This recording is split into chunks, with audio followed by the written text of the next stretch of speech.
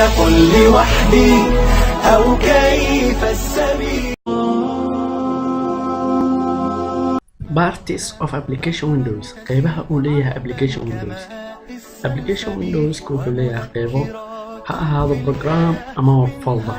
Tusaale ahaan programka noo soo kici dhinaca midig ee geeska waxaa ku taalo close button, waxaa ku xigta restore, halkan waa minimize. Dhinaca bidix ee geeska waxaa ku taalo control menu box. ugu horeyn haddaad doonayn inaad soo active gareyn ama ka shaqaysiino control menu box, laba nooc ayaa ugu shaqaysiin karnaa anagoo isticmaalayna muuska iyo keyboardka. muuska aan ku hormarno waa tagaysaa click ayaa siinaysaa. keyboardkana waxaad kusoo active gareyn kartaa alt space.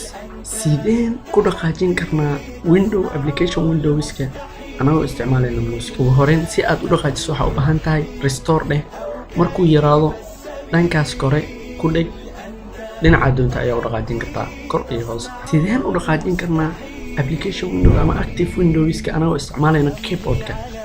waxaan adeegsanaynaa alt space m ayaa taabanaynaa, balaaraha ayaa ka soconaysaa, meesha doonta ayaa geynaysaa, enter ayaa dhahaysaa. sideen cabirka u bedelin karnaa anagoo isticmaalayna muuska? cabirka uu leeyahay applicationka waxaa ku bedeli karnaa muuska marka hore saas ayaa dhahaysaa, kor ayaad u jiidaysaa ama geesaha ka qaban kartaa, sidaa doonta ayaa ugu weynayn kartaa. sideen cabirka u bedeli karnaa anagoo isticmaalayno keyboardka? ugu horeyn alt space s taabo, kadib balaaraha dhinaca doonta u soco, kor iyo hoos geesaha dhammaan meesha doonta ayaa yareyn kartaa, enter ayaa dhahaysaa. sidee u weynayn karnaa active windowska ama applicationka anagoo isticmaalayno muuska? waxaad tagaysaa dhanka midig, halkaas ayaad ku dhufanaysaa maximize, waa weynaanaya. soo yaray anagoo isticmaalayno keyboardka sidee u weynayn karnaa?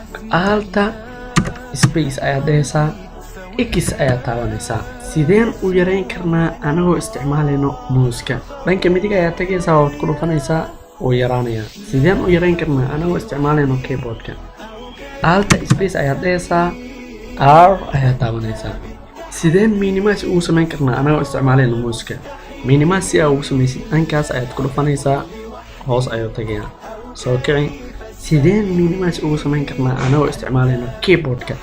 alt space n ayaa taabanaysaa.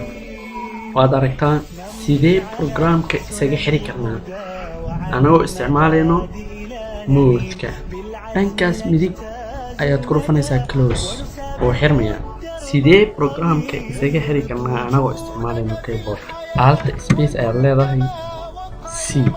sidaana waa lagu xiri karaa adigoo isticmaalaya keyboardka. alt f4. sidee switch ugu samayn kartaa program kacsan adigoo isticmaalaya keyboard? alt tab. sidee u arrange gareyn kartaa application windowska? macnaha kuwan si aad arrange ugu samaysid waxaad samaynaysaa, tusaale ahaan markay sidaan oo kale yihiin arrange inaad u samaysaa doonaysaa, waxaad leedahay right click meel banaan, sort by. afartan nooc baa arrange ugu samayn kartaa. hadda name ahaan ayaa u kala hormarinaya, waa aragtaa arrange waa hadaysma. kuwan waa isticmaali kartaa. sidee loo sameeyaa folder cusub adigoo isticmaalaya muuska? meel banaan right click ku dheh, new dultag, folder ku dhufo, waa aragtaa magaca doonsada ku qoran kartaa. sidee loo sameeyaa folder cusub adigoo isticmaalaya keyboard? waxaad taabanaysaa shift f10, falaarta ka soco hoos soo deg, new ku dhufo, folder ku dhufo, waa aragtaa folderku wuu samaysan yahay. sidee loo dileedaa icon adigoo isticmaalaya muuska? hadda waxaan dileenaynaa folderkaana dileedaynaa, right click ku dul dheh, delete ku dhufo, waa aragtaa wuu baxay. sidee loo saxaa date and time, taariikhda iyo saacadda? dul tag saacadda iyo taariikhda ku dhufo, change date and time setting ku dhufo, change date and time ku dhufo, waa aragtaa taariikhda halkan ay ku taallaa, saacadda muwaatana saxa. okay then sidee loo bedelaa background of desktop? macnaha sawirka shaashada saaran sidee u bedelaa? meel banaan right click ku dheh, personalize ku dhufo, halkan ayaa markaa taagan tahay. waxaad samayn kartaa haddaad doonaysid sawir in aad gudaha kasoo qaadatid oo meel ku yaala desktop, background ayaad ku dhufanaysaa, kadib halkaas ayaa ku dhufanaysaa meesha kugu jiro ayaa toos u tagaysaa. laakiin ani hadda ma doonayo inaan sawir gudaha kasoo qaato. uu leeyahay windowga ayaan soo qaadanayaa, kan ayaan dooranayaa. marka aad groupkan oo kale aad ku dhufatid wuxuu noqonayaa dhammaantood uu iska beddelaa hadhow, laakiin hal mid oo cayiman ayaad ka dooran kartaa. ana hadda kan ayaa ka dooranayaa save. okay, waa aragtaa uu isbedelay. sidee u koobiyeyn kartaa file oo ugu shubi kartaa folder ama move aad u dhihi kartaa meesha aad ugu qaadi kartaa. tusaalehaan hadda folderkan waxaan ka qaadaya halkan, folderkan gudihiisa gelinaya. laba nooc loo isticmaali karaa, in aan muuska ka hagtid iyo keyboardka inaad ka hagtid. hadda muuska aan ka hagayaa, korkiisa tag, right click ku dheh, copy, folderka tag, ku shub, paste ayaa leedahay.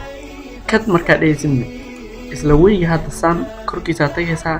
kad macnaheeda move ay ka dhigantahay meesha dhan ka qaad. kad haddaa dooratid wuu ka tagayaa meesha dhan, wuu ka baxaa. marka muuska waa sidaas. keyboardkana click waa inaad ku siisaa marka hore. waxaad isticmaalaysaa control C. macnaheeda control C waa copy, control X na waxa waaye cut ama move. marka aad paste dhehaysidna waxaad dhehaysaa control V. macnaheedu waxay ka dhigan tahay paste. sidee cod ugu duubi kartaa computerkaada? start menu ku dhufo, search tag, record waa aragtaa sound recorder, halkaad ku dhufo wuu soo baxay. marka waa tijaabinaynaa start recording. bismillaah, assalaamu calaykum, kusoo dhawaada muuqaalkan. waad mahadsantihiin. stop recording.